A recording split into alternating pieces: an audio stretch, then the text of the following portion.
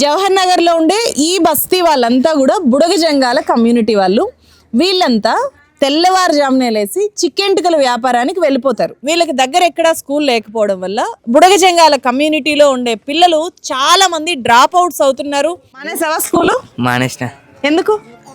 అంత దూరం పోలేక మానేసిన. కొన్ని దగ్గర ఉంటే చదువుకోవాలని ఉందా నీకు? ఉంది. ఇప్పుడు మీ ఇళ్ళలో ఇక్కడ కొంచెం చదువుకున్న వాళ్ళు ఎవరైనా ఉన్నారా అండి? ఇక్కడ లేరు మేడం. ఎవరు చదివిన వాళ్ళు లేరు, ఇంటర్ చేసిన వాళ్ళు లేరు, జాబులు ఉన్న వాళ్ళు లేరు. దూరం ఉంది బాపమ్మ, నేను పోను, దగ్గరుంటే పోతా అని ఈ పిల్లలు అంటారు. దెబ్బ కొట్టే కానీ కీ అని ఎడతారు, జరసేపు పూకుంటారు.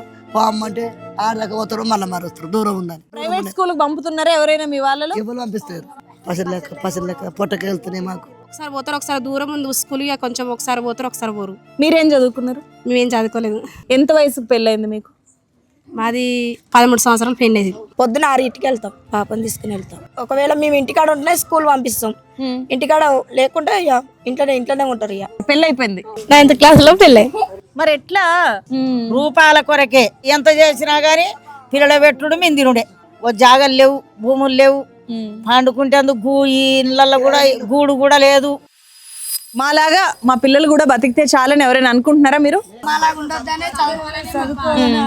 ఇక్కడ ఉండే వాళ్ళందరికీ కూడా వాళ్ళ పిల్లలు చదువుకోవాలని ఉంది, వాళ్ళలాగా అస్సలు ఉండకూడదు అని ఉంది.